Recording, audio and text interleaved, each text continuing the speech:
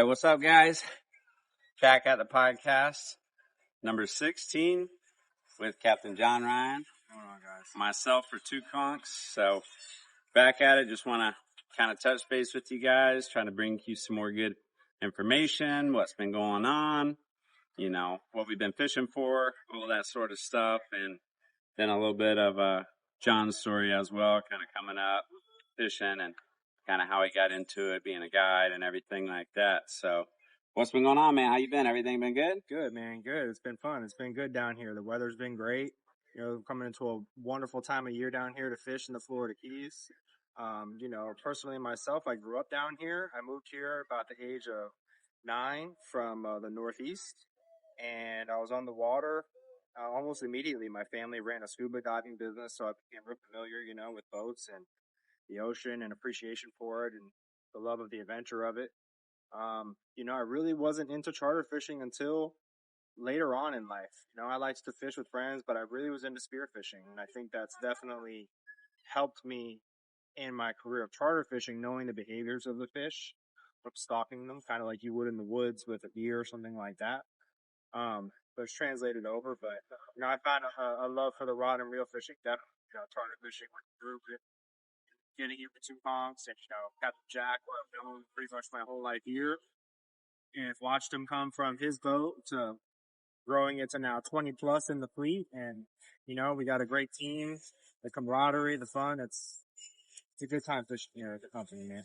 Oh, yeah, that's cool, man. Yeah, there's all type of, you know, like you said, you know, kind of different perspectives you get from spearfishing or, you know, scuba diving and stuff like that. You can kind of see what the fish are doing, which is pretty wild. Those grouper down there and, you know, all the different, you know, stuff, especially on like the wreck dives. I've done a couple of those, which are a lot of fun. The Vandenberg I did in, Key West a couple times. That was pretty cool. And big Goliath grouper, all that stuff. Oh, yeah. And then, the Eagle was a neat wreck too that I dove up in Isla Mirada, which was about a couple weeks before grouper season, but you do see those big black grouper, which is pretty wild, you know, around those wrecks and all different type of stuff. So that's pretty cool. Yeah, they're definitely there. Those big blacks are there hanging out on all those wrecks, all those major shipwrecks here in the Keys. Definitely home to some big fish. Yeah. Yeah. And there's, I mean, a lot of other cool stuff's coming in this time of year in April, which is, one of the best times of the year to fish for sure. We get, you know, these permits are starting to come in pretty good right now. We've been seeing a lot of those, on the wrecks. And then, you know, also like on the flats, which is a lot of fun to catch them there as well. But that's a really fun fish to kind of target.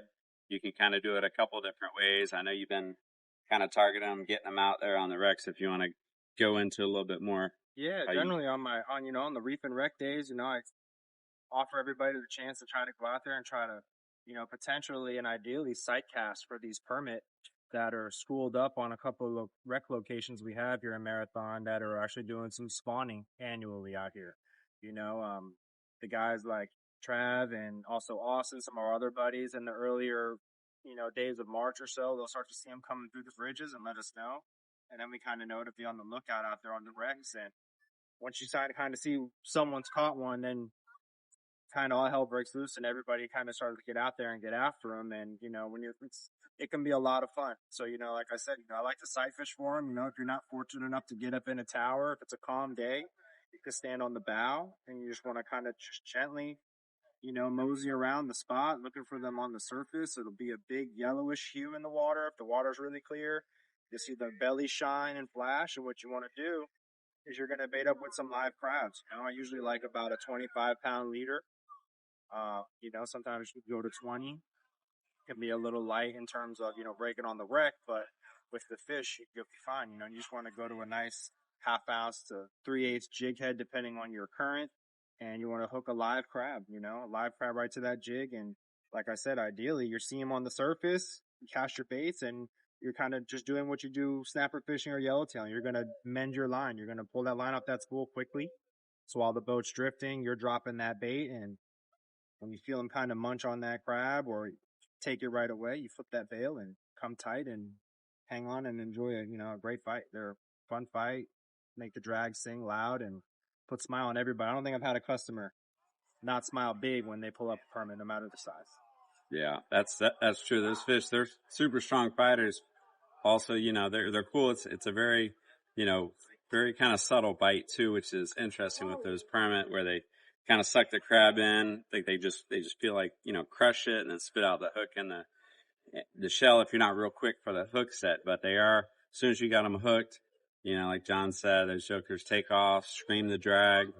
They're a lot of fun to, to fight and try to get them away from the sharks. You get some big hammerheads and bull sharks out there that unfortunately, you always got to kind of deal with those, but that's just part of it. So, that's fun. We catch them at the bridge, which is also a lot of fun whenever we're tarpon fishing. Kind of similar type of fishing, but a lot of times we'll use, we'll use like bobbers, corks, to just float the crabs back there, right back kind of past the bridge or right under the bridge in the shadows. And you can see, as soon as that bobber goes down, you got either it's going to be most likely a permit or a tarpon. So we've been seeing the tarpon start to come in now. There are bigger schools coming in, so we've been hooking some and catching them that way, which is, a lot of fun. And those guys are, some of the best, if not the strongest fighting fish for sure that we have here in the Keys. Trying to keep them around the bridge is always a challenge, and get them away from the bridge and just kind of hopefully they go out in the middle of the bridges or kind of either out on the bayside or ocean side. So to give you a shot to land them, but that's been a lot of fun right now. I think as the month goes on, we'll only see more and more tarpon and permit both kind of showing up. Really kind of May would be, I would think, the height of everything when we see most of the fish. So, but besides that, everything else, on the flats, you're still catching the bonefish. I know you're still doing some of the reef fishing's been pretty good. Yeah, the snapper bite's been pretty good lately too. We have, snapper spawn going on with some yellowtails. So, when the customers want quick action, nice fight on a light rod and great eating fish, you'll get a little bit of yellowtail snapper on the reef. You're dropping your baits also on the bottom and throwing a nice flat line out the back with a lighter leader, 25 pound, 30 pound, maybe max, with a jig head or, a bare hook with your live bait on there, what have you, whether it be a pilchard, a live ballyhoo, if you can find them around, or a nice pinfish for the win. The pinner for the winner is a great saying, and it definitely is a great bait. Yeah. That you can utilize pretty much day to day and try to get yourself some other species out there, your yellow jacks, catch and release on a grouper, stuff like that. Yeah, those pinfish are good inshore too. We use them by the bridge. The 7 Mile Bridge, which is also a lot of fun to fish at too for the tarpon. Been seeing some big ones come in there recently. The pinfish, you can get them on the pinfish. We'll just use normally 30 pound leader and 4 or 5/0 hook, and either the pinfish work great there, or we've been using like the mullet as well. So that's a great hardy bait. You weed through sharks and barracuda and other stuff at the bridge. You'll get a surprise Goliath or black grouper at the bridge too, all type of stuff. You never know. But normally the tarpon, once they start getting in there, they'll provide you pretty good action on those mullet and pinfish. So if you guys want to go out fishing with us, man, definitely look us up. Captain Johnny's on the 34 yellowfin, right here at Isla Bella with the twin 300s. I'm running the 26 with the 300 as well. So either one of us, we can get you guys out there. And you can, if you liked all the information we provided, feel free to go to the link on YouTube and Spotify to check out full podcast. You can send us any questions or DM us as well. And besides that, there are tight lines out there, and hope to see you guys out fishing with us pretty soon. All right, take care.